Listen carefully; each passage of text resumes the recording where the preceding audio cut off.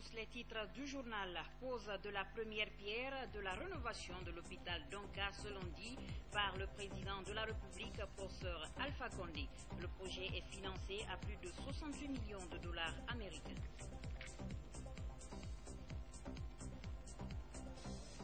Ouverture initiale de la session budgétaire ce lundi. Les travaux s'accentueront cette année sur les questions de l'économie nationale. Les détails, c'est tout de suite.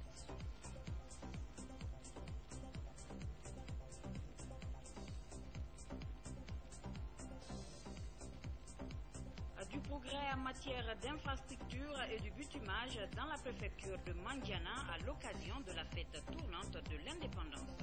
Vous serez édifiés d'un moment à l'autre.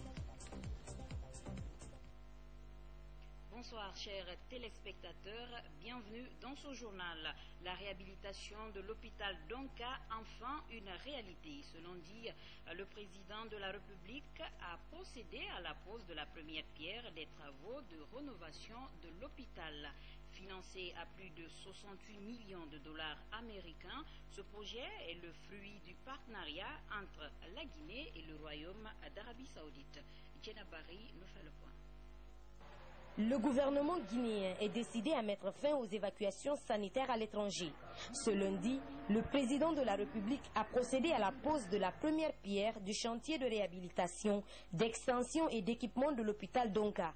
Construit en 1960, la concrétisation de ce projet cher du président Alpha Condé est le fruit du partenariat entre la Guinée et le Royaume d'Arabie Saoudite. Il est financé à hauteur de 68 800 000 dollars par le Fonds saoudien de développement, la Banque islamique de développement et le gouvernement guinéen.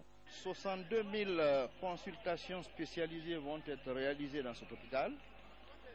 330 000 consultations ordinaires vont être réalisées dans cet hôpital.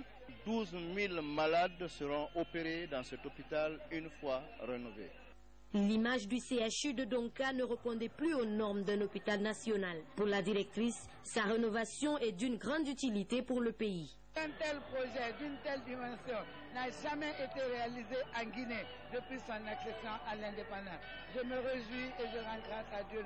Le président de la République s'est réjoui de l'aboutissement de ce processus qui ouvre selon lui les portes de l'émergence. Voyons nos faiblesses et ensemble faisons tout pour relever ces faiblesses. Particulièrement, il ne peut pas avoir de développement sans santé, sans diversité. Il faut noter que les travaux de rénovation de cet hôpital durera 24 mois. Durant cette période, le service d'urgence du CHU Donka sera opérationnel. Des actions salutaires à encourager. La session budgétaire initiale 2016 a ouvert ses portes ce lundi. Au cours des travaux, les députés se pencheront sur les questions liées à l'économie nationale en vue de prendre en compte les préoccupations des populations. Robert Siditono, reportage. La session budgétaire 2016 a ouvert ses travaux ce lundi. 2 discours ont ponctué la cérémonie d'ouverture.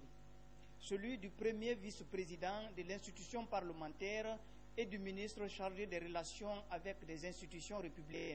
Des allocutions pour attirer l'attention des uns et des autres sur le sens des responsabilités dont doivent faire preuve les élus du peuple au cours de cette session. Cette session consacrée en principe à l'examen du projet de loi de finances est d'une importance capitale dans la vie de l'État car elle a pour mission d'autoriser le pouvoir exécutif à percevoir et à effectuer les recettes et les dépenses nécessaires au fonctionnement régulier de la puissance publique. Il faut le noter, s'ouvre dans une période particulièrement sensible. Son intérêt est de permettre au Parlement et à l'exécutif d'ouvrir des débats féconds et constructifs qui assurent la définition et la mise en œuvre des instruments d'une politique budgétaire et monétaire s'inscrivant dans le sens du progrès ambitionné par notre peuple. Durant 90 jours, les députés se pencheront sur des questions liées à l'économie nationale. Ils se disent conscients de la tâche qui les attend pendant cette période. Les promesses sont tenues pour la prise en compte des préoccupations des populations. C'est notre devoir. Nous sommes obligés de faire ce travail et le peuple de Guinée nous a élus pour ça. Donc ils peuvent valablement compter sur nous. Nous allons essayer de faire de notre mieux pour mériter leur confiance. De se concerter et de travailler dans l'unité et dans la convivialité pour que les choses aillent de l'avant. L'Assemblée nationale promet le respect des principes d'objectivité budgétaire et surtout la responsabilité dans le traitement des questions liées à l'économie nationale. L'occasion a été mise à profit pour installer 2 nouveaux députés, Hadja Aïssatou Sila Sinafagaï et Dinoso Diafo de Kamano. Ils remplacent respectivement les honorables députés Nabi Nouhan Kondé et Mfali Yaradouno, tous rappelés à Dieu il y a quelques mois. La CEDEAO s'emploie de sa façon aux préparatifs de l'élection présidentielle. Elle a tenu du 1er au 3 octobre la formation Bredj à l'intention des femmes leaders du pays. L'idée vise à accompagner la Guinée vers une élection apaisée. Mohamed Siarsouma, compte rendu. Renforcer les capacités des femmes leaders pour une élection inclusive et apaisée, c'est l'objectif de cette formation du Bredj. Elle vise à améliorer le taux de participation des femmes aux élections en Guinée. Cette formation, c'est la collaboration de CEDEAO avec le ministère de la promotion des femmes et des enfants pour la participation de féminines de Guinée pour l'élection nationale. Que vous n'êtes pas sans savoir qu'en général, en période électorale, pas en période électorale seulement, la question de genre reste toujours cruciale dans notre sous-région. Ces élections, pour les apaiser et consolider la paix, elles peuvent venir aussi en aide.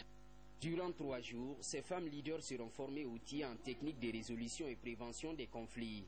Une approche dédiée à la sensibilisation des populations face à d'éventuelles violences électorales. Renforcer les capacités de la femme pour que leur contribution soit réellement effective, cela est remarquable.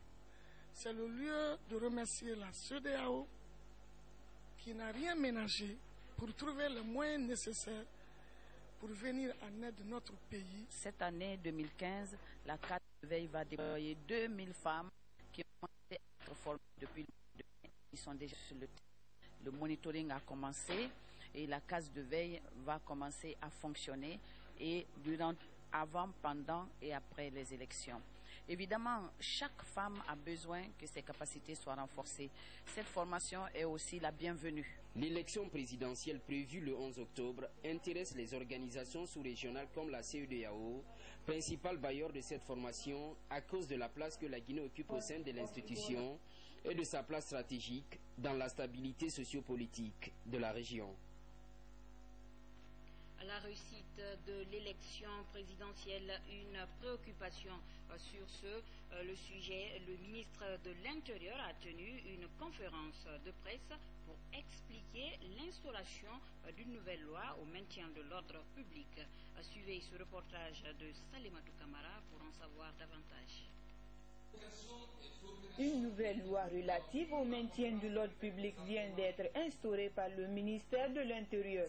Dr Mahmoud Sissé était face à la presse ce lundi pour expliquer la portée de cette loi dans la préservation de la quiétude sociale en Guinée. Je demanderai aux populations de Zérékoré et de la Guinée en général de s'assagir, de ne pas céder à la provocation, de s'abstenir, de perturber le climat de sérénité dans lequel nous avons commencé la campagne. Pour pérenniser cette nouvelle loi, les forces de sécurité et de défense comptent s'impliquer activement pour son application. Les mesures sont prises pour que les uns et les autres soient rassurés. Les conditions sont requises pour une élection correcte, transparente, crédible. Il n'y a pas de raison que des gens se permettent de créer le désordre pour rien. Une chose est sûre, c'est que le pays est doté d'une loi sur le maintien de l'ordre. Cette loi sera appliquée dans toute sa rigueur. Avec cette loi de maintien d'ordre public, la sécurisation des personnes et leurs biens sera désormais renforcée, voire garantie. je vous le disais dans les titres, les chantiers ouverts dans la préfecture de Mandiana à l'occasion du 57e anniversaire de la souveraineté nationale avancent à la satisfaction des populations. Les ressortissants s'en félicitent et remercient le président de la République. Bakary Babakonde, images et commentaires. À l'occasion de la célébration du 57e anniversaire de la fête d'indépendance dans la région administrative de Kankan, la préfecture de Mandiana est en chantier. Sa physionomie change progressivement grâce à la réalisation des bâtiments administratifs. On peut citer entre autres la grande mosquée, la maison des jeunes et le bitumage de 5 km de voirie urbaine. Un acte qui réjouit les populations de Mandiana. La population de Mandiana est très satisfaite parce que l'arrivée du goudron au niveau de la préfecture de Mandiana a d'abord réduit les accidents de circulation parce que Mandiana est une zone aurifère. Les 60% de la population de Mandiana dispose de motos. Ensuite, ça a facilité l'accès au niveau de nos infrastructures scolaires. Ensuite, il y a une réduction de la maladie. Les poussières qui étaient là vraiment ont disparu. La santé de la population est améliorée. Dans les chantiers visités, les travaux avancent entre 50 à 60% et ne sont pas sûrs d'être dans les délais initialement prévus selon les ingénieurs. Les causes de ce retard... Au niveau de la main-d'œuvre locale, là on a des problèmes parce que ici la ligne généralement est focalisée dans les travaux de la mine. C'est difficile d'avoir des manœuvres. Même les manœuvres, parfois, il faut les envoyer ailleurs. Donc, c'est un peu difficile. Cette année, l'État a exigé à chaque entreprise un taux d'avancement bien au-delà de 50% avant de procéder au premier décompte. Donc, c'est ce qui nous a mis un peu le pied à la boue. Ça nous a un peu fait traîner un peu les pas. Au terme des travaux, Mandiana devrait avoir l'image d'une préfecture moderne comme le souhaitent ses habitants. Cette initiative du gouvernement de la Troisième République motive le Wassolon à l'accompagner dans son ambition qui est celle de faire de la Guinée un pays émergent à l'horizon 2020. Bakary Babakonde, merci pour ce reportage. Fait de société dans ce journal, plus d'inquiétude pour la conservation des produits halieutiques depuis la construction du barrage hydroélectrique de Caleta au port de pêche de Boulbiné. Les frigoristes et vendeurs de poissons se réjouissent. N'est-ce pas, Sira Camara? Si par le passé, les Guinéens avaient des difficultés à conserver des produits halieutiques, de nos jours, tel n'est plus le cas grâce au lancement du barrage Caleta. Au port de pêche de Boulbiné, par exemple, les différents frigos de congélation fonctionnent 24 heures sur 24, d'où le soulagement des frigoristes. Au port de pêche de Boulbiné, actuellement, nous avons suffisamment de courant. Nous travaillons 24 heures sur 24 heures sur nos installations frigorifiques. Non seulement les deux fabriques de glace travaillent normalement, mais aussi les chambres froides qui sont là travaillent dans les conditions requises.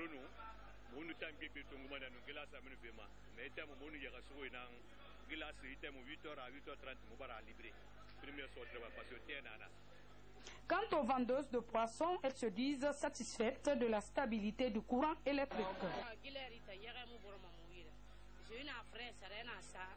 Dans 30 minutes, glace samanama, lima glace na partout. Voilà, que glace samanama, ils sont l'air, ils sont à face à congélateur, puis alors na gina beku qui ne règle. Nous avons ça au boura, tanto, abilimbar congelé. Quand on a batté à fond 2 jours tongo, congélateur débranché, alors qu'il y a un homme badé qui n'a. Le barrage de Caleta est une solution pour ces frigoristes et autres activités liées à l'électricité, toutes choses qui concourent au développement socio-économique de la Guinée. Pour finir cette édition, suivons ensemble cette cérémonie de lecture du Saint-Coran en faveur d'une élection calme et apaisée. Elle a été initiée par l'association des jeunes de Bessia Tossogué pour l'unité de la Guinée. Mohamed Yampessouma, Pascal Di. Promouvoir la paix et l'unité nationale à l'approche des élections présidentielles, telle est la préoccupation de tous les Guinéens. C'est dans ce sens que cette cérémonie de lecture du Saint-Coran est organisée.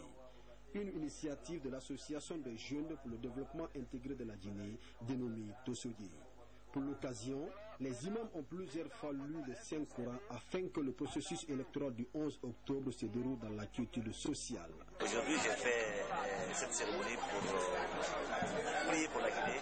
Je souhaite qu'il n'y ait pas de bagarre. Je souhaite qu'il n'y ait pas de blessés, il faudrait qu'il n'y ait pas de mort pendant ce processus. Il faut être sérieux dans ce que l'on fait. En organisant cette cérémonie, les initiateurs ont à cœur d'inviter tous les Guinéens du pardon et à la cohésion nationale, une démarche qui est vivement appréciée par les participants.